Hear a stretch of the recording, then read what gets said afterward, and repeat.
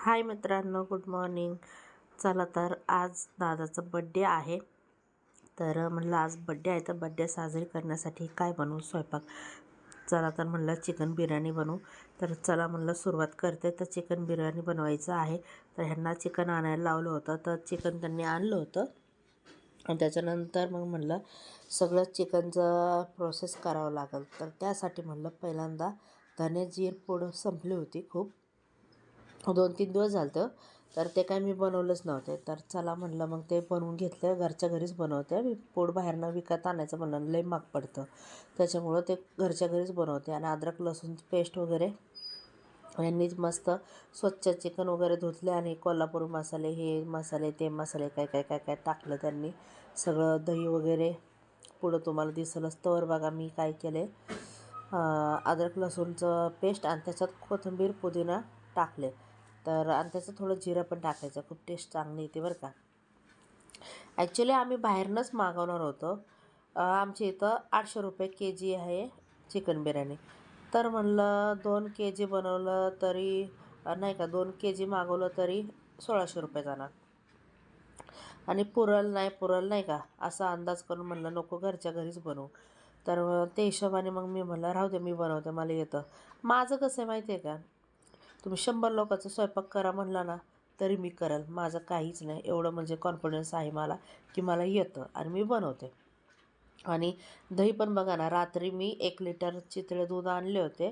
त्याचं मी थोडंसं दही दुकान आमच्या इथं असं थोडंसं दही मागितल्यानं देतात. तर दुकानातनं थोडीशी दही मागून आणले होते आणि त्या गरम दुधामध्ये दही टाकून ठेवले होते. तर दही 1 नंबर झाले होते. तुम्ही तर बघितला. आणि मस्तपैकी टेस्टी पण लागत होतं बरं का चितळ्या दुधाची दही. तुम्ही पण एकदा ट्राय करा. आता उन्हाळा आहे तर उन्हाळ्यात दही खाल्लेलं चांगलं असतं. चला असू द्या. आणि हे दाखवत होते मी मेहंदी. बघा मी मेहंदी कशी काढली म्हणून. आणि ते किती 10-15 मिनटंच ठेवले होते. बघा चिकन मॅग्नेटला ठेवले आणि हे तांदूळ शिजवून मी काढून घेतले. एवढा भात झाला बघा 2 किलोचा भरपूर झाला. अंदाज मला कळलंच नाही, खूप झाला. म्हणजे 1-1.5 किलो टाकायला पाहिलं होतं. 2 किलो टाकलं तर भात लईच झाला. त्यात एवढं चिकन, ते पण 2 कोंबड्या आणल्या होत्या ना बारक्या. ते तरी 2 किलोच्या वरच आणलं होतं चिकन. ते झालं आणि त्याच्यानंतर सगळं झालं बघा मी वरवंटा ठेवला ते झाकायला. तर नाही का ऑलमोस्ट झाली आपली बिर्याणी एकदाची. चला मग संध्याकाळच्या टायमाला बघा मी साडी घालायला गेले, नवीन साडी, तर ब्लाऊजच येणं झाले. आजकाल मी वॉकिंग करत नाही तर तब्येत माझी परत वाढली.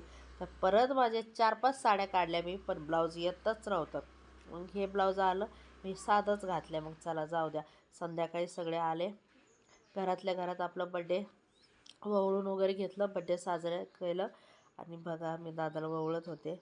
आणि त्याच्यानंतर मस्तपैकी आम्ही केक कापलो आणि त्याच्यानंतर दीदी पण वळायला लागली. आणि हे का बघा दादाचे सगळे मित्र वगैरे थांबले होते. त्याच्यानंतर आम्ही केक वगैरे कापलं. त्याच्यानंतर सगळ्यांना केक वगैरे खायला दिलं. केक खाऊन वगैरे झालं तर मग लगेच मी म्हटलं चला मी बिर्याणी बनवले तर खाऊन जावं माझ्या हातची बिर्याणी पोरांना. तर बसले होते सगळे जेवायला आम्ही. तरी घरच्या घरी बनवले म्हणजे नाही का घरच्या घरी. आणि त्याच्या जवळच्याच मित्रांना बोलवलं होतं, लांबच्या नाही. आणि त्याच्यानंतर आम्ही मस्तपैकी जेवलो. तर आजचा दिवस असा होता. आणि सर्वांना कसं दरवर्षी आपण आणि दुपारी पण त्याच्या आजीने मुलांना हॉटेलमध्ये जेवायला बोलवलं होतं. तर त्यांना हॉटेलमध्ये जेवण चारलं होतं. तर मी आपल्या घरच्या घरी बिर्याणी बनवून जेवायला घातले. चला मग कसा वाटला आजचा व्हिडिओ. Bye bye. नेक्स्ट भेटू मग.